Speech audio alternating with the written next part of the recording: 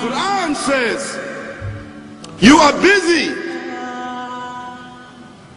piling up, calculating, developing your careers, your money, your occupation, your wealth until you visit the graves. Think about it. When was the last time that you went to a funeral? Was it your mother? Was it your father? Was it your grandfather? Was it your uncle? Was it your cousin? Was it your friend? Was it your wife? Was it your husband? The last time that you visited the grave, when you went to a funeral and you saw that person whom you loved that was laughing, crying, live, boasting, wealthy, educated, denying, arrogant, whatever they were. What was the demeanor of the people when you walked in that funeral home? When that person was stretched out in their last suit? What was the demeanor? Were the people cracking jokes? Were they dancing? Were they clapping and singing songs? No. Silence. Melancholy. Trauma. Why? Because every person that walked in that room, seeing that person stretched out, the first thing they thought about was not the person. The first thing they thought about was that one day this will be me. So Allah said, Alhaakumut takathur. All of us, all of you are engaged in running your mouths, doing your business, multiplying, buying houses, cars, business, whatever you're doing. And when you're told about God, religion, life, morality, you're saying, look, I ain't got no time for that. I ain't got no time for that. I don't want to hear that. I don't even believe in God. Matter of fact, I don't even know if I'm going to die, and if I do, maybe I'm coming back again. As a matter of fact, science is so sophisticated that I think really that they're on the verge of being able to solve the whole thing of death soon. We ain't got to die. If we got enough money, we don't even have to die. See how arrogant people can be until they visit the funeral house. And then after you go to the funeral house, if you got the guts, if you're able to do so, you go to the grave. And now this is another scenario. And you say to yourself, is that it? I mean, 50, 60 years, scraping, struggling, scheming, lying, stealing, fornicating, jumping up and down, begging, working, and this is the end of it?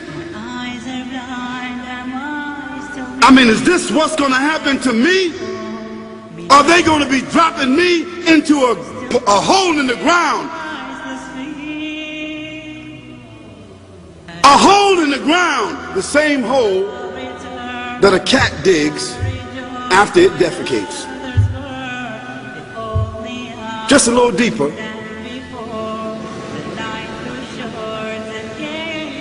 But for the same reason. The cat digs a hole because the cat has dignity. Something that human beings don't seem to have. Instinctively, the cat digs a little hole, covers it up. Humans have got to be taught to do that. But it's for the same reason. So you and I, we're going into a hole a little deeper than the one the cat dug. And all the people that's crying, pulling out their hair, screaming, almost acting like they falling in the thing with you. They want to just jump in there with you. Not really though, you know, it's all an act. Because ain't nobody really going to jump in there and stay in there. They don't love you that much.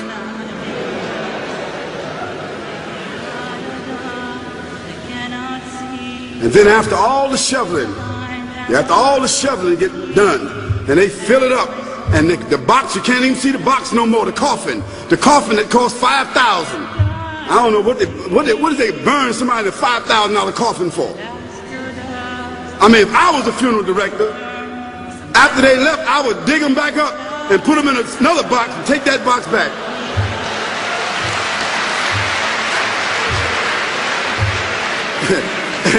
and honestly, I'm telling you, that's what they do. Yeah.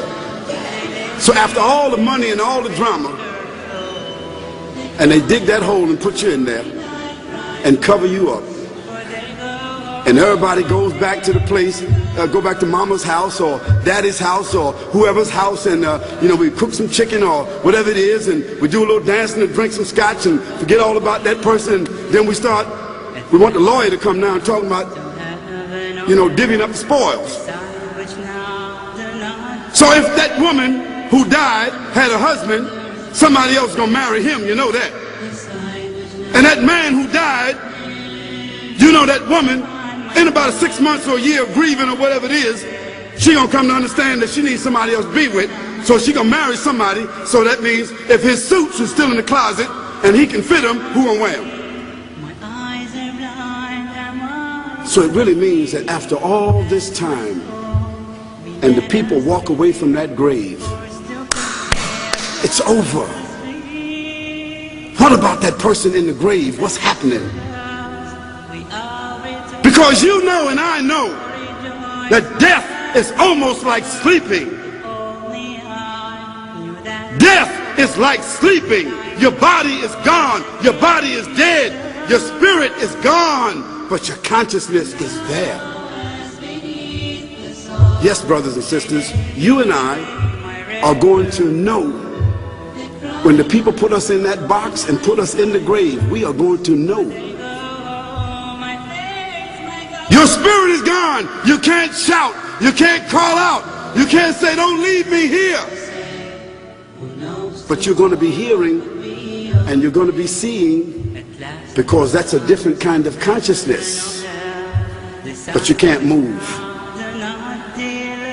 And in that grave, this is when the real trauma is going to begin. Because there's a reason for humans to go inside the grave. If the Creator wanted to, He could have caused us to live and then disappear into the atmosphere. But He didn't.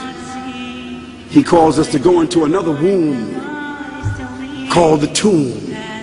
You started out in the womb of your mother, and you wind up in the womb of the earth called the tomb. From the womb to the tomb. This is the whole trip. And this is what you have to think about. That grave is going to be a place of drama and trauma. A place where you're going to be questioned before you're resurrected. What happens in the winter? All the leaves fall off the trees and the earth goes dead. And what happens in the springtime? The water comes, generates the earth again, germinates all over again, new grass, new leaves, new flowers, new fruits. So Allah says, and a sign for them is the dead earth. After that, we give it life. And then you eat the fruits from that. So Allah says, the one who gave you life in the beginning, is He not able to give you life all over again in order to judge you? Yes, certainly. You may want to deny it because you don't want to be judged. But you will be judged.